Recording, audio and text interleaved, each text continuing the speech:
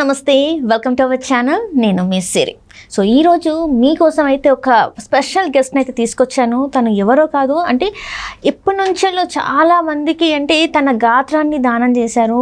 And artist కూడా తనే doctor కళ్యాణ మాధవి గారు.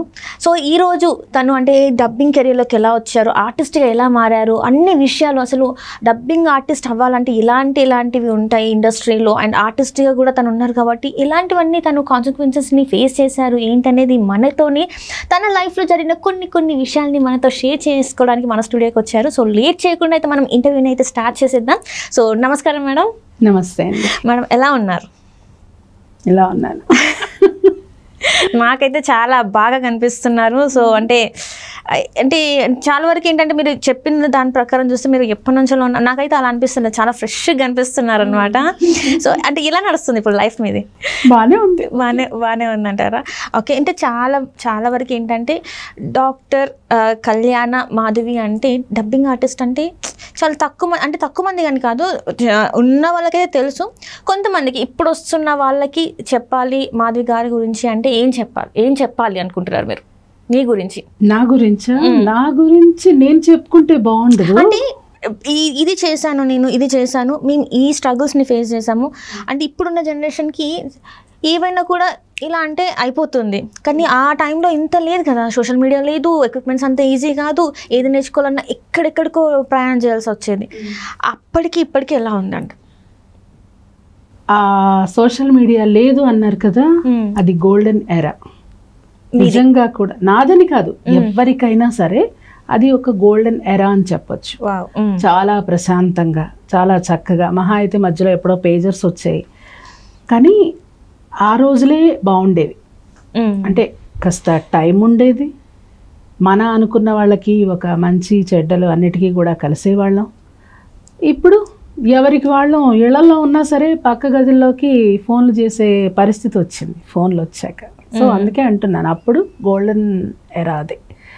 అప్పుడు ఒక పండగలు, సెలవులు వస్తే అమ్మమ్మ వాళ్ళ ఇళ్ళకి వెళ్ళడము, చక్కగా పెళ్ళిళ్ళు ఎక్కడన్నా వస్తే అందరు చుట్టాలంతా కలిసి భోంచేయడం, కలవడం, ఆ ఆప్యాయతలు అది ఇప్పుడు లేదు. ఆఖరికి కార్డ్స్ కూడా ప్రింట్ చేసే దీంట్లో వాట్సాప్లో, ఒకప్పుడు కార్డ్స్ వాళ్ళు వచ్చి ఇవ్వకపోతే అదొక ప్రెస్టేజ్, వాళ్ళే ఇవ్వాలి, పంచాలి మన అనుకున్న వాళ్ళకి. కానీ ఇప్పుడు అది కదా, అక్క చెల్లెలకి ఇంట్లో ఏ ఫంక్షన్ వచ్చినా చక్కగా అందులో చేసేసి పంపించేస్తున్నారు ఆన్లైన్లో.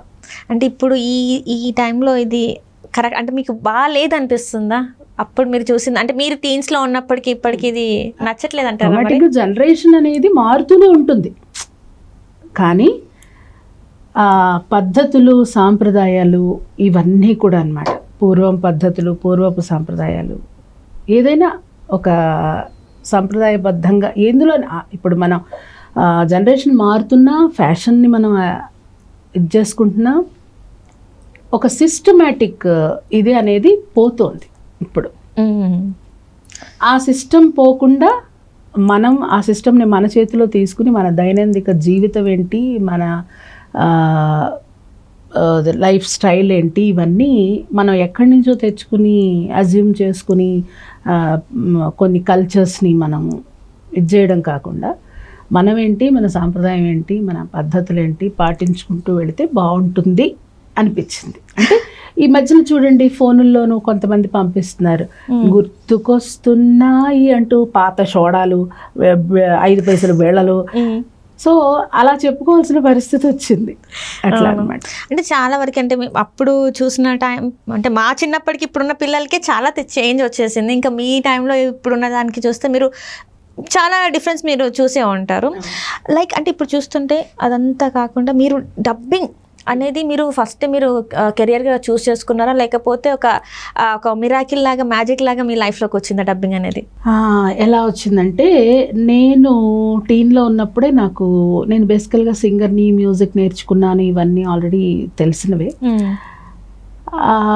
అయితే సింగింగ్ ఆడిషన్ కోసమని అప్పుడు ఈ మాసపు పాట అని వచ్చేది, అప్రూవ్డ్ రైటర్స్తో కొన్ని సాంగ్స్. ఆల్ ఇండియా రేడియోలో నేను బి హై గ్రేడ్ ఆర్టిస్ట్ని. సో అట్లా వెళ్ళినప్పుడు అక్కడికి శైలజ సుమన్ గారు అని చెప్పి మన దూరదర్శన్ మేడం ఉండేవాళ్ళు అప్పట్లో.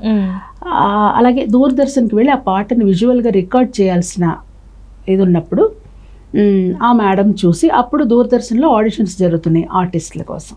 సో ఆవిడ వాళ్ళకి కావాల్సిన క్వాలిటీస్ అప్పుడు ఆ హీరోయిన్ ఎలా ఉండాలి అని అట్లా ఆవిడ వచ్చి నన్ను అడగడం జరిగింది. మా నాన్నగారిని అడిగారు.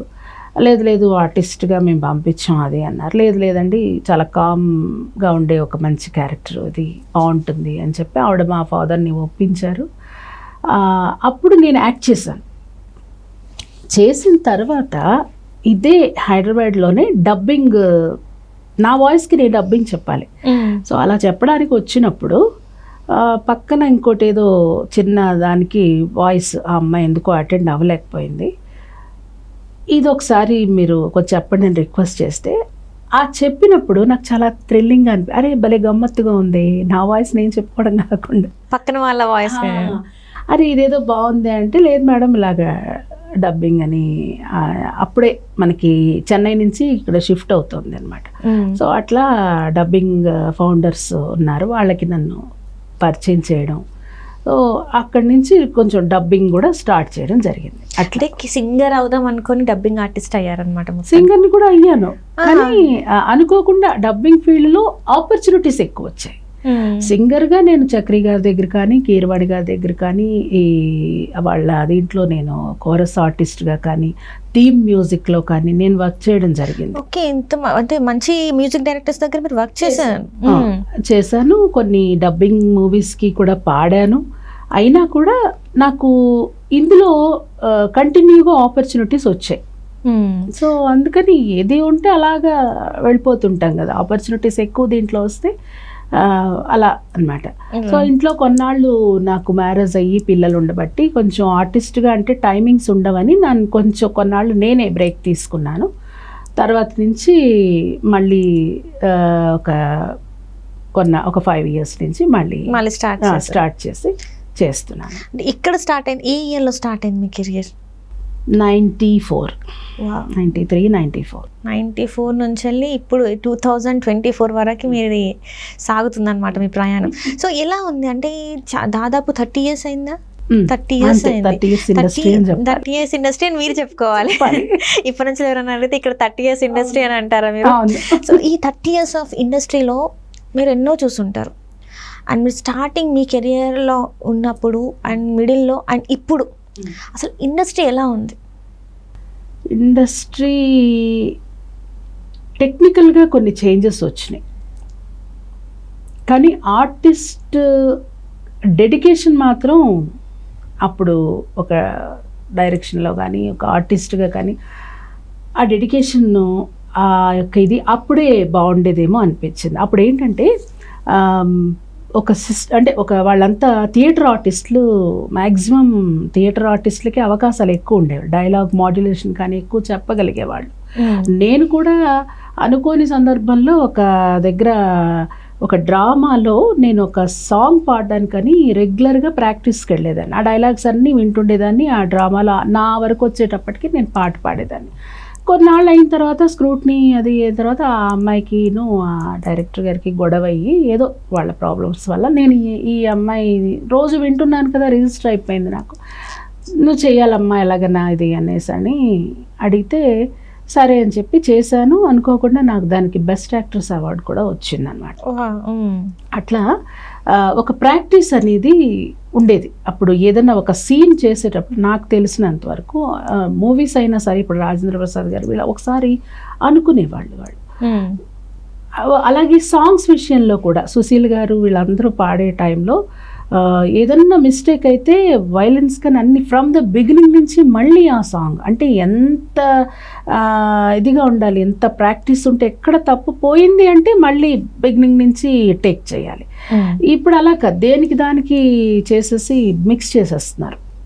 ఈ ట్రాక్ సిస్టమ్, ఈ టెక్నాలజీ అప్పుడు లేవు.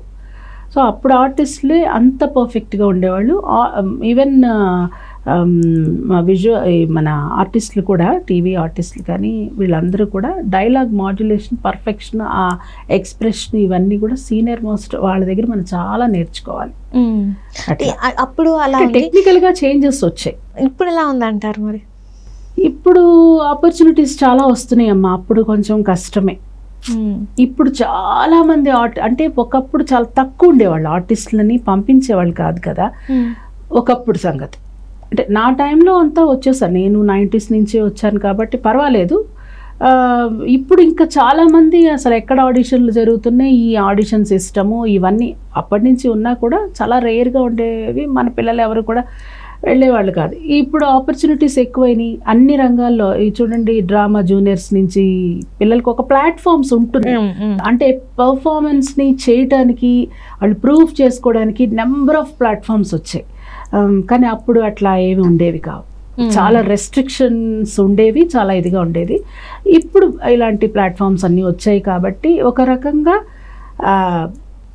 ఇది కూడా చాలా మంచి విషయం అని చెప్పుకోవాలి. రైట్. అంటే ఇప్పుడు మీరు చెప్పారు అప్పుడున్న డెడికేషన్ అట్లా ఉండేది, చాలా మనస్ఫూర్తిగా చేసేవాళ్ళు. రైట్. ఇప్పుడు అంటే ఒక ఎక్స్ప్రెషన్ తీసుకోవడానికి ఖచ్చితంగా ఆ మధ్యన సినిమాలో చూడండి, అమ్మాయి అని సావిత్రి గారి సినిమాలో 2 కంటి చుక్కలు రాలి పడాలి అని మహానటిలో అంత ఇదిగా ఉండేది వాళ్ళకి. ఇప్పుడు ఏముంది, షార్ట్ కట్ పెట్టేసి కంటిన్యూ షార్ట్ లేదు, ఇలాగా గ్లిజరిన్ వేసుకున్న తర్వాత అక్కడి నుంచి ఒకటి పెట్టుకోవచ్చు. అలాంటి ఇది ఇప్పుడు ఉంది టెక్నాలజీ. అప్పుడు అలా కాదు కదా, ఖచ్చితంగా అది రిజిస్టర్ అయ్యేది. 2 చుక్కలు అంటే 2 చుక్కలు. అది అందుకనే అది ప్రత్యేకంగా మెన్షన్ చేసి మరి డైరెక్టర్ గారు చూపించారంటే అది అంత పర్ఫెక్షన్ ఉండేది. అంటే ఆవిడ అంత పర్ఫెక్ట్ ఆర్టిస్ట్ కాబట్టి, మహానటి కాబట్టి ఆవిడ గురించి అంత గొప్పగా చెప్పారు.